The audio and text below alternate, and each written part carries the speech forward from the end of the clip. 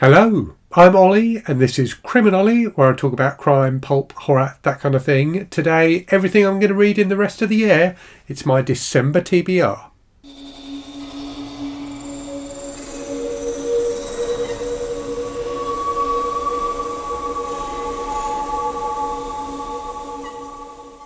So yes, incredibly, we are nearly at the end of the year. This video is going to go up on November 25th, so 1 month before Christmas Day. And if you've got people in your life who are asking you what you would like for Christmas and you're scratching your head on it, may I recommend one of the HD reading lights from today's sponsor, Serious Readers. So you may have seen me talk about their lights on the channel before. They really are fantastic. I've had one for months now and it's transformed my reading, particularly in the evening, but also during the day when it's a grey day outside. Having that additional light to read with is absolutely phenomenal.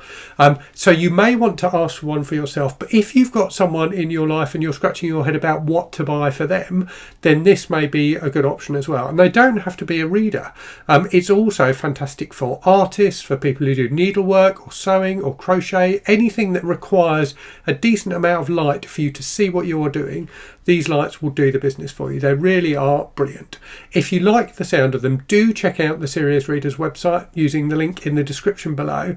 And if you use the code OLLY24, you can get £100 off your first order. But being the time of year that it is, you may also want to have a look around their site and see if they've got any Black Friday deals. I'm pretty sure they have. Okay, so let's get on to talking about the book. So a while ago, I made some changes to the way I did my TBRs. I tried to have less books on them.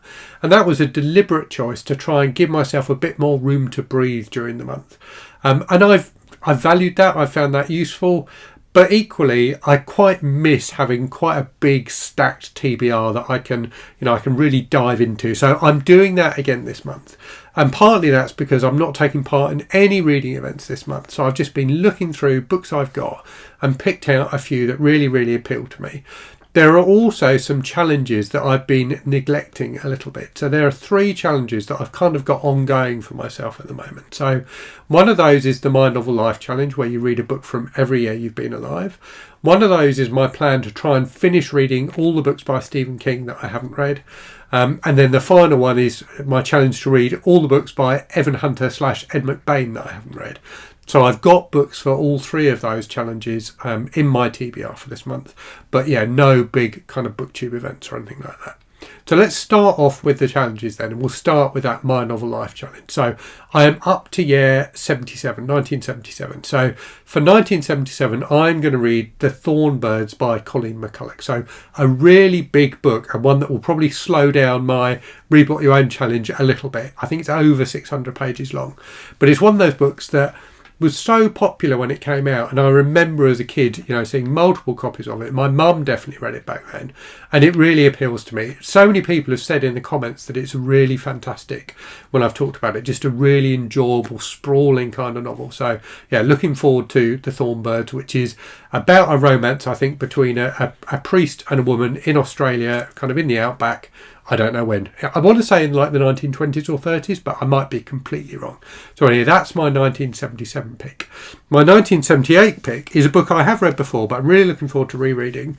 And that is The Long Walk by Stephen King, which was originally published under the name Richard Bachman, which is why it's in this collection, the Bachman book. So I read recently, or reread, Rage by King / Bachman, which I'm going to be honest, I didn't love. I think The Long Walk is the first novel that King actually finished writing, albeit it wasn't published at the time. So I think he wrote it when he was pretty much a teenager, and then wrote Rage after that. Rage I didn't love, but The Long Walk I remember enjoying, and certainly people I've seen talk about it in videos recently have enjoyed it. So it's a book about a future dystopia where every year they get together a group of boys of a certain age, like teenage boys, and make them march across the country until and gradually they die. And if they stop, if they slow down their walking, if they fall between a certain speed, they get shot. and the last man standing wins. So I remember there being a paperback copy of this in my library when I was a kid and being intrigued by it, but I don't think I ever got it out and read it, and that must have been under the Bachman pseudonym. So anyway, that's my 78 pick, is The Long Walk. My 1979 pick is going to be a book I've been meaning to read for a while, which funnily enough has a blurb by Stephen King on the cover saying how good it is. So this is The Totem by David Morrell. So David Morrell's novel First Blood is one I've talked about on the channel before. The inspiration for the Rambo movies, and just a fantastic suspense novel. This is more of a horror book, so really looking forward to reading that and seeing what it's like. So I've got 3 books this month for that My Novel Life challenge.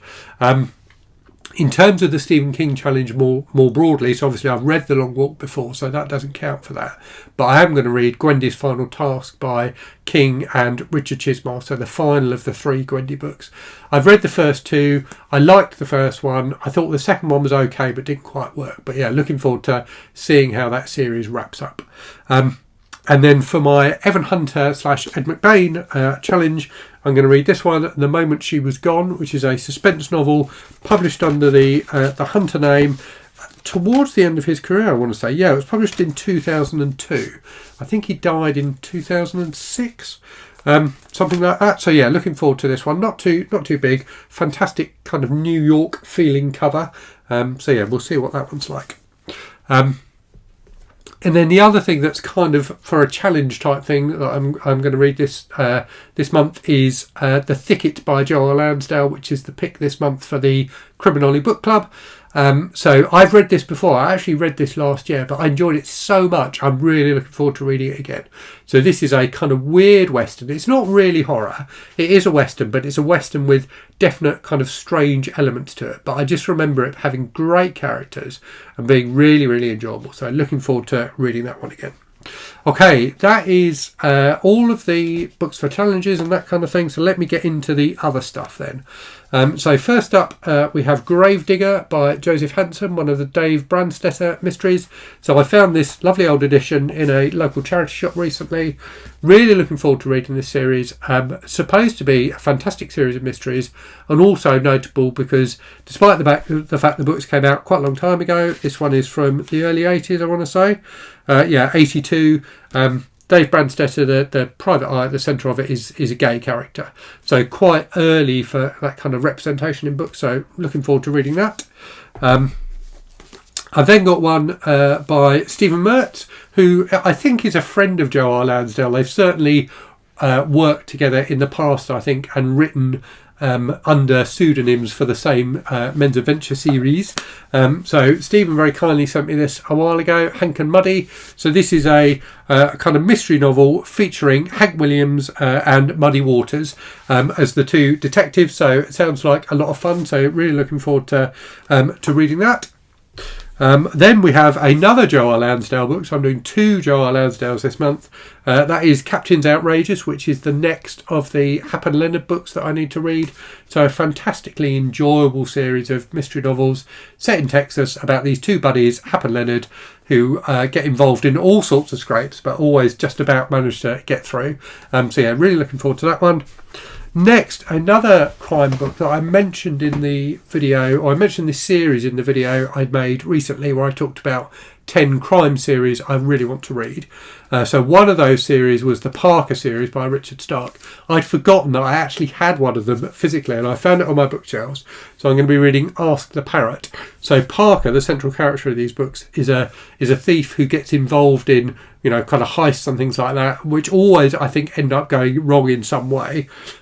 Largely because he relies on unreliable kind of partners in his schemes.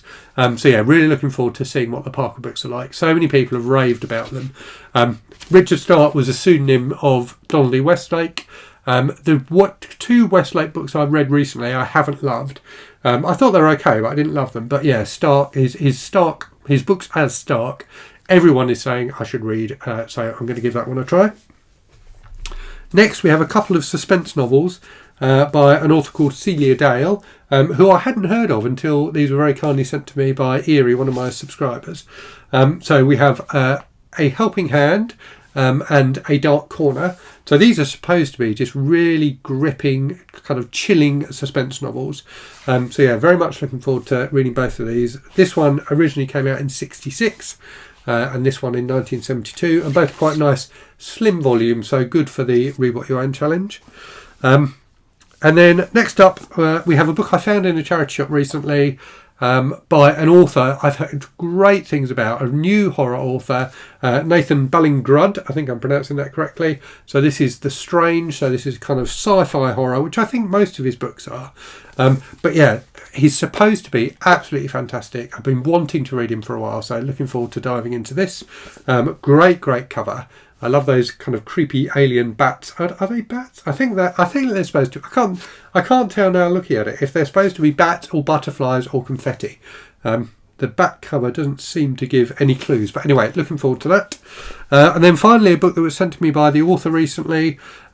Highly praised. I think it's made a few kind of top thrillers of the year lists. So this is May the Wolf Die by Elizabeth Heider. So yeah, I don't know a great deal about this. It's set in Naples, but yeah, it looks like an interesting kind of mystery suspense kind of book. So very much looking forward to diving into that. So that is what I'm planning to read in December. I've got a bit of time off over Christmas, so I'm sure I'll manage to fit in a few other things as well. I've certainly got a big stack of books that have been sent to me by authors and publishers that I need to get to, so I'll probably dive into that if I feel like it during the month and if I've exhausted this list. Anyway, I will leave it there. Do let me know what you're planning to read in December. And as always, thank you very much for watching. I hope you're safe and well out there. I hope you're reading good stuff, and I'll speak to you again very soon. Cheerio.